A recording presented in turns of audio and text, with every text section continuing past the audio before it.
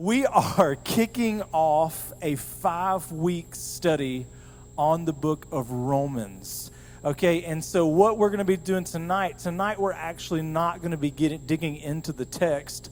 I'm going to be giving you, we're going to be talking tonight about authorship, historical context, and purpose.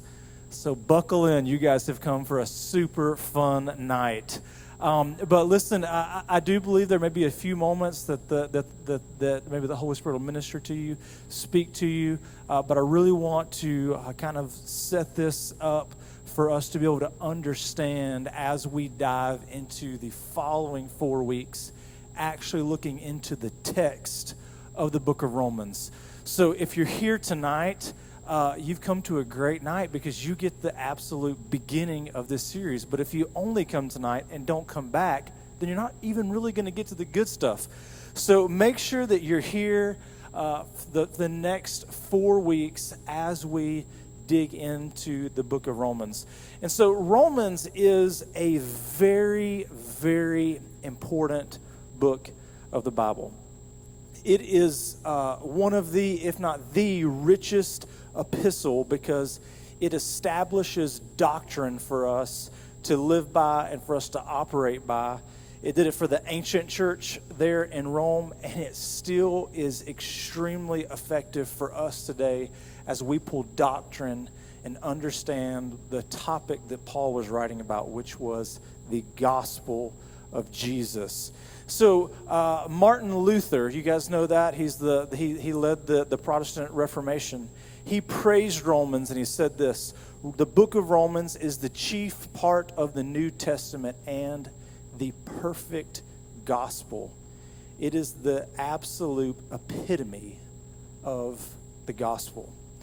Chuck Swindoll says this: the letter of Romans stands out as the clearest and most systematic presentation of Christian doctrine in all of the scriptures.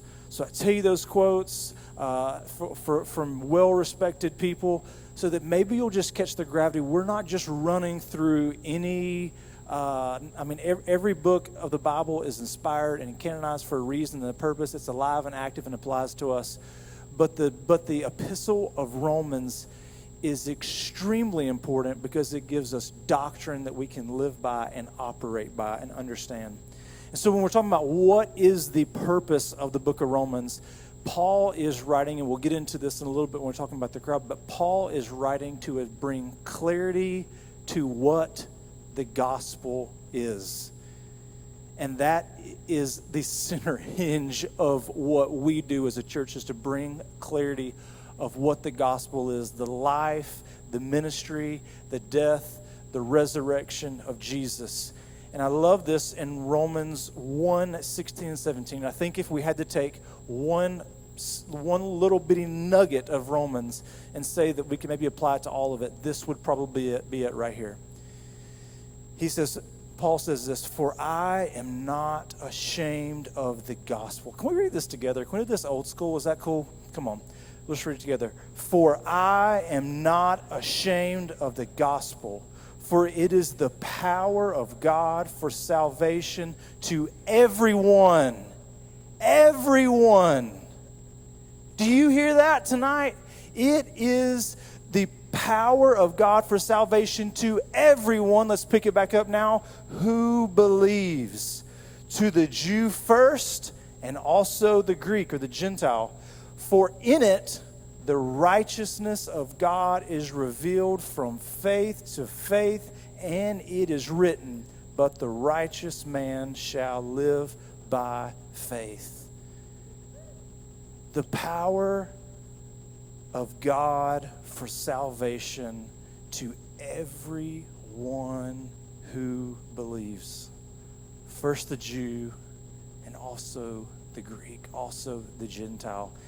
And tonight we'll kind of get into some of the significance that this gospel was a gospel for everyone.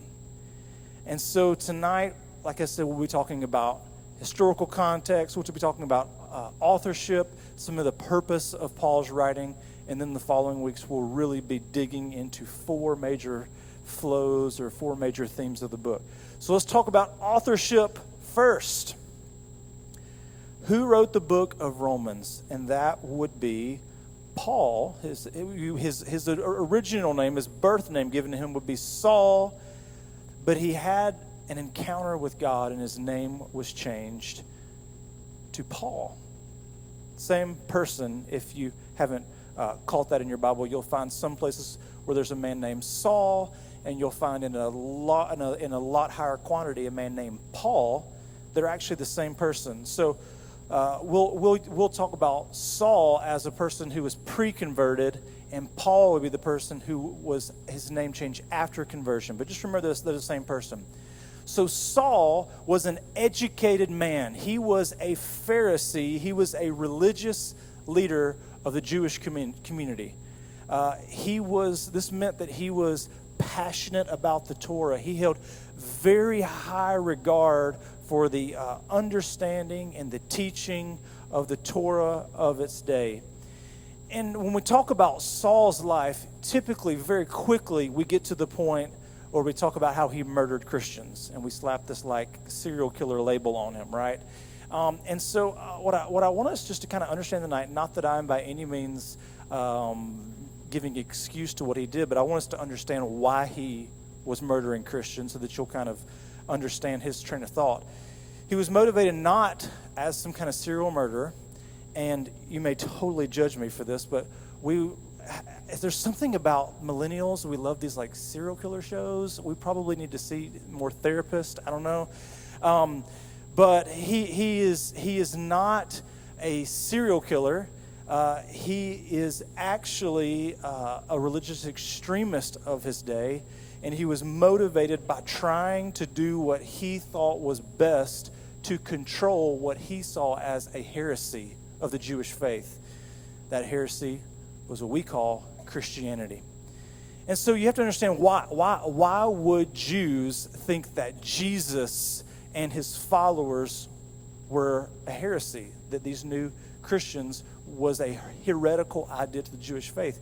And so you have to understand that for centuries, Jewish people had been reading the scriptures, memorizing scriptures. They were very devoted to them, but they had a very narrow understanding of what these scriptures and the Torah would mean.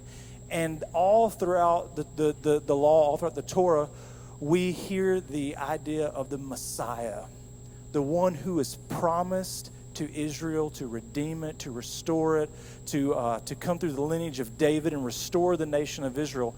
And so Jews at this time, they had a very strong preconceived idea that if a Messiah would come, he would come as an earthly ruler.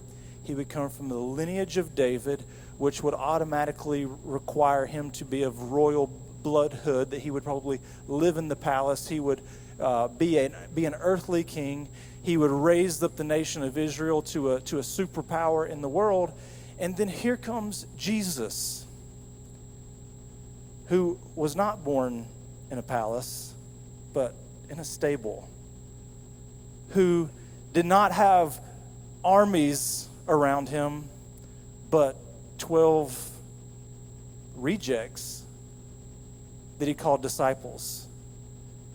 And everything about the life and the ministry of Jesus did not fit into the boxes that they had always had in mind of what their Messiah would be. And so throughout most of Jesus' ministry, he does not even talk about the fact that he is the Messiah. It's toward the end of his ministry that he finally begins to give these glimpses that he is the Messiah. Last week, if you were here, we talked about even one of those glimpses that he would do where he would stand up and say, "Come to me, all who are weary." This was one of the first hints that, man, this man's not just a religious leader. He's calling people unto himself. He must be God. But for a large portion of his ministry, this was not something that he made public. Towards the end of his ministry, he begins to tell people very boldly, and the religious leaders of the day, the Pharisees, the Sadducees, they completely rejected it because he did not fit into this mold. So what did they do? They killed him, right? You guys know that part of the story, right? And then there's this great story that comes out that, yes, they killed this man, but they put him in a tomb, and 3 days later he resurrected. He held the keys to death, hell, and the grave. And there were people that gave witness and testament to these things. And then this same man ascended into heaven, and there were people that gave witness and testament to these things. And so it was really following Jesus' death, resurrection, and ascension that this whole idea that Jesus would be the Messiah really began to catch steam. There were like localized crowds that would follow him when he was doing ministry. We see this the images of Jesus feeding the 5,000, and every time he goes places, people follow him. But it's really after his death, and then when people begin to catch the story, wait, they killed the man, but he's back alive again, and then he ascended into heaven. That's when the frenzy really began, and everyone really began saying, this man was the Messiah. So now let's look at his teaching. Let's follow his ways. And then you have people like Saul in the religious community that said, no way. He is a heretic. He is not the Messiah. He is not the promised one. He didn't fulfill all the prophecies that were there. And so what Saul began to do, led by motivation for traditional teachings, is that he began to do his best to squash what he saw as heresy in the faith that he held dear. And so he would actually begin to go, and again, not with the motivation of a serial killer who was just bloodthirsty, but someone who was very passionate about the orthodox teachings of his religion that he was very associated with. And so whatever it takes, I'm going to squash these things, these false teachings that he believed to be false teachings. And so, like I said, Paul would find splinters inside the Jewish community that actually began to believe that Jesus was the Messiah, and he killed them to preserve what he thought was truth. And I don't want to camp out here too much, but I want to ask a question. There's something about Saul's devotion to the tradition that made him miss the new thing that God was doing. You catch that part of the story? Yeah, Paul's a religious extremist. He was a murderer. Yeah. But there's a heart inside of Paul that he was so focused on the tradition and so focused on putting Jesus or the idea of the Messiah in the box that he actually missed in the moment the new thing that Jesus was doing. And so I'm by no means saying that any of you guys are serial killers or murderers in the room tonight, but I really want to challenge you to not take the bait that Paul did, that we hold so tight to our traditions and the way things that have always been, that we miss the fact that God is moving in a new way, maybe a more powerful way, maybe in a way that he's calling us to walk in, but our eyes and our hearts so hardened to the new things that we miss what God really wants to do. And so Paul had a significant portion of his life where he was killing the very thing that God was trying to begin. And then there is something amazing happens, and you can read about it in Acts 9. Paul has an encounter on his way to Damascus, and he sees Jesus. And you can read about this in the story, but Paul's converted, and Saul is converted. He's given a new name. That name is Paul. And following this conversion, Paul becomes the greatest missionary. He writes most of the New Testament, one of the heroes of the faith. And he begins to write these letters called epistles. These are letters that he writes to several churches in the ancient world. And what they would do is they would bring correction when churches were beginning to operate out of lines. He would bring calls to unity. He would give instruction, and most important, he would give doctrine.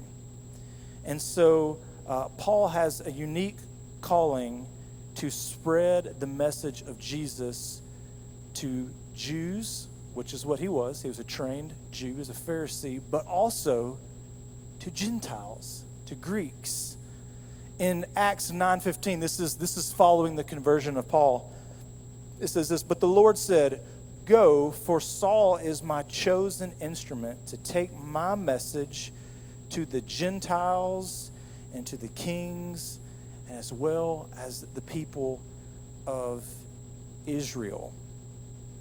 And this is an absolutely amazing moment in history of the world, because you'll look throughout the Old Testament and the blessings of God, the Word of God, all of the things of God were separated and devoted for a specific group of people called the Israelites or the Jews.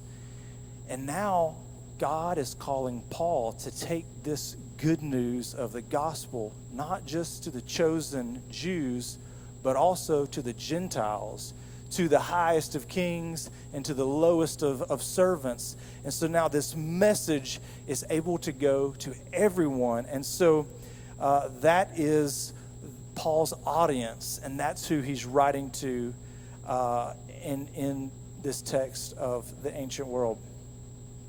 Gentiles by Jews were seen as defiled. They were not circumcised. They were outside of the realm to receive God's favor. And Jews saw themselves as better than Gentiles. But God calls Paul, you will share this message, this gospel, this hope, this restoration, not just with your people, the Jews, but also with the Greeks, with the Gentiles. And so the idea that the salvation from a Jewish Messiah would extend to the Gentiles is extraordinary.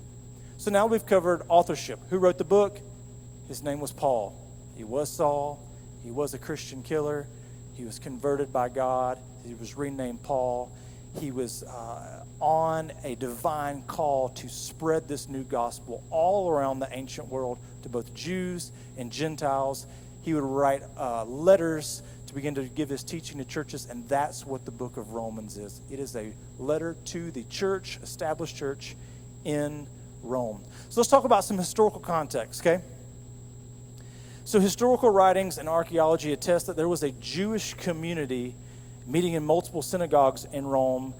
There's a document that I found from this dated, I don't know how they do all this stuff, but they dated it from BC 59, okay? So this is, and it talks about a vibrant Jewish community living in Rome in great numbers. And so you have to understand that, again, after the message of Jesus is getting out, it's springing up inside of the Jewish tradition. There are devoted Jewish people who are just beginning to accept the Messiah that is promised. He actually is Jesus. So you have to understand that, like, people didn't build Assemblies of God churches in the ancient world, okay? There was something happening from within the synagogue, within the Jewish community. The Jewish people's hearts were being awakened to the point that the one we have been looking for has truly come. And so all these things were getting to sprinkle, and so there was beginning to be a lot of tension inside of the Jewish community, of those who would accept the fact that Jesus was the Messiah. We call those Messianic Jews. And then those who do not believe that Jesus was the Messiah. And so all this is kind of beginning to happen in the ancient world inside of the Jewish faith. And so in Rome, there are a few things that are happening in the Roman church. And again, there's no Assemblies of God church. We're talking about majority of these things that these people are meeting as Jewish communities and synagogue communities. And then there's this group of people up inside that are beginning to believe that Jesus was the Messiah, Messianic Jews. But guess what? This message was not just for Jews, but also Gentiles. So then you had Jews who didn't believe that Jesus was the Messiah. You had Jews that did believe that Jesus was the Messiah. And then you had Gentiles who believed that Jesus was the Messiah. Wow, that's more intense than the Baptists, Methodists, and Pentecostals right there. And all of this is happening in the capital C church that Paul is writing to in the ancient world. Then something just insane happens in all of this mix. There's an emperor named Claudius. He comes on the scene, I think it's around 50 AD, and he just has a problem with the Jewish community. So he writes an edict that there is no, that Jewish traditions and rituals and worship and traditional worship, which would have been sacrificing, all the Jewish feast, he disallowed them in Rome for a period of 5 years. So if you're a devout Jew, this is what you have to understand. As a Jew, you're not just a Jew by faith, you're also a Jew by heritage. So we come here and we are Christians, but there's no like blood tie and heritage attached to this. So you're talking about a people who are Jewish by faith and belief, but also in their heritage, and they're told that the culmination of those two, the practices that wrap up in the heritage of who they are and in the belief of their faith, they're not allowed to practice those things. So what happens to those Jews? They get out of Rome. A high number of Jews leave Rome during this 5-year period, but it leaves a Roman church full of Gentiles. Gentiles that did not practice Jewish traditions previously, and now that Jewish traditions and practices are outlawed, they're sure not practicing them. 5 years pass, the edict goes away, and now the Jews come back to Rome. And so I just want you to imagine the state of the church in this moment. For 5 years, the Gentiles have been running everything. And now here come the Jews back to church.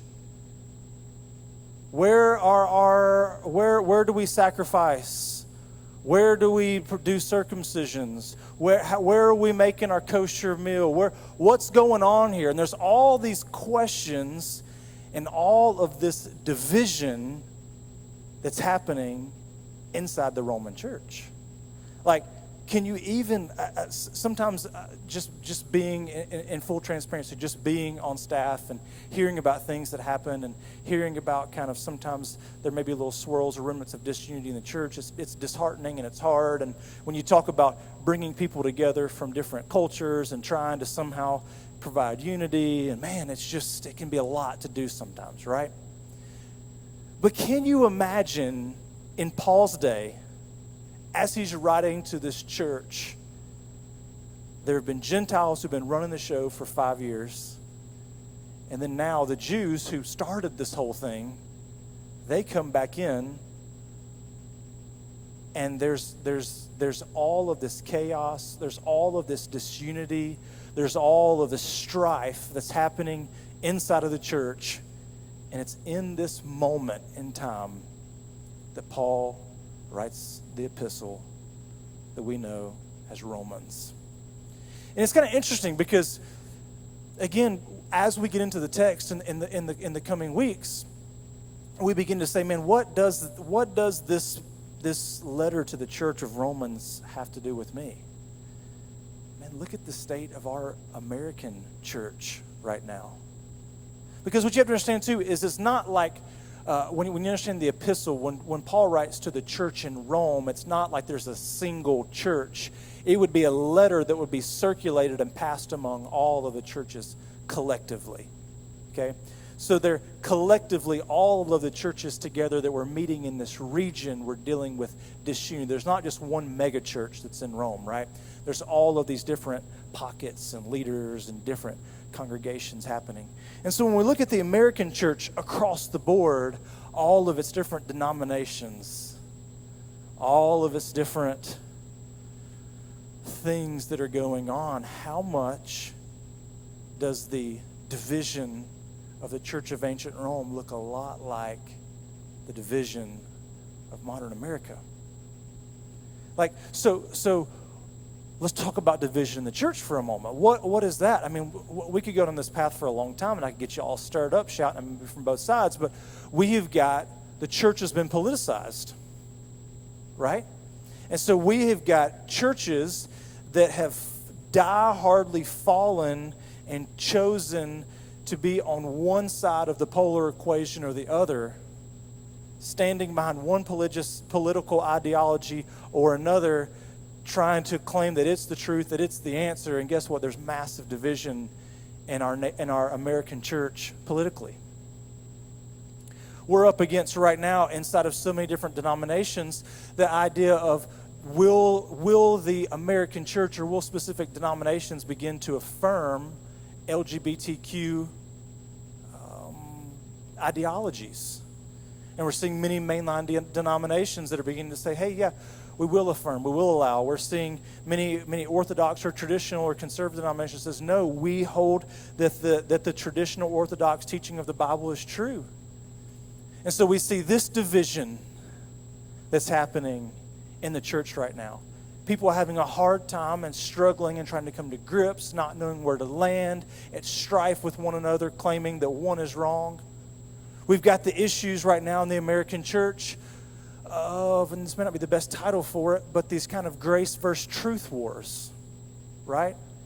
In the side of grace, and yes, there is amazing grace that Jesus gives us, but there's this one camp that is so dedicated to grace that it becomes sloppy grace, that everything is permissible.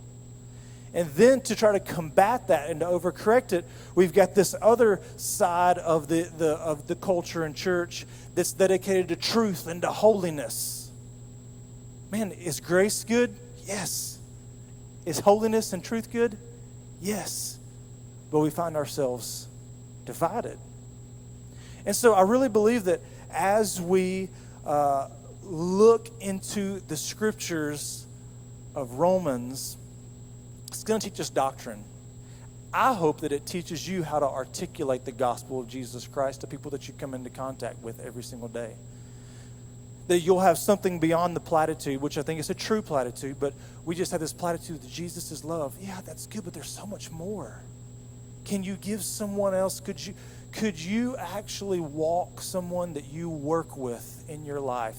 Someone who sits next to you in your cubicle, someone that's in office across from you. If they came into your workspace and they just said, man, I'm broken, I don't know what to do, do you have enough doctrinal knowledge to be able to walk them through a proper understanding of what it means to give their heart to the Lord? I'm hoping that as we go through this series, you will find some of those things. But I'm also hoping as we go through this series and we look at ourselves that we will take the challenge that Paul gives this very divided church. And Paul speaks to the unifying bond of love that should exist within the church. And I hope that it begins to stir our hearts to not be led by division, to not be so stubborn in our own ideologies. So finally, let's talk about purpose. Paul had a main purpose for the book of Romans. The purpose for the book of Romans was to bring unifying doctrine to a divided church and to make it healthy. So what is a healthy church? I believe a healthy church is a sending church. A church that plants other church. A church that supports other missionaries. A church that works to cultivate and disciple its people up to send and go and to create more spots for hope to exist. And that's exactly what Paul was hoping. Paul was hoping that by unifying and strengthening the Roman church, it would be a model for the ancient world of how Jews and Gentiles could worship together. And it was a staging ground for a desired work that he wanted to do in the nation of Spain. And because of all of these things, Paul writes the most exhaustive account of the gospel and gives us teaching and doctrine for both Jewish audience that he's associated with and a Gentile audience, which is what he's called to. So you can see there at the bottom of your notes, that last little chunk is some homework for you. And so this, over the next 4 weeks, we're going to be looking into 4 kind of main flows or categories or sections of the book of Romans. The book of Romans is all about the gospel. All about the gospel. So if I say, what's the book of Romans about? It's all about the gospel. So chapters 1 through 4, I want to encourage you to read those before you come next week. You got a whole week to read 4 chapters. And we're going to be talking about how the gospel reveals God's righteousness. Then the following week, I want you to read chapters 5 through 8. We're talking about how the gospel creates a new humanity. You'll read in there as you're reading about Adam and how Jesus is the new Adam. We'll get into all that kind of stuff. Week 4, chapters 9 through 11, how the gospel fulfills God's promise to Israel. Week 5, we'll talk about chapters 12 through 16, how the gospel unifies the church. And again, I warned you in the beginning. This week was not last week, was it? I was telling Pastor Hope, she's like, oh, I'm so ready for tonight. I said, oh, Pastor Hope, I don't want to disappoint you, because we're going to be kind of lecture mode tonight. But I want you guys to have a good understanding of what the world was like that Paul was writing into.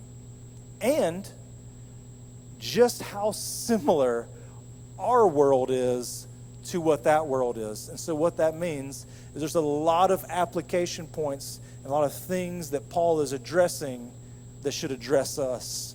So as you read those, would you read with an open heart? As we attend and as we dive in, would you have an open heart over the next 4 weeks and say, God, what you're speaking to the people in Romans, to the church in Romans, speak it to me. I want to have love. I want to be unified. I don't want to be a part of a divisive church. I want to be part of a healthy church, unified by love, that builds up within, that sends out to spread the good news.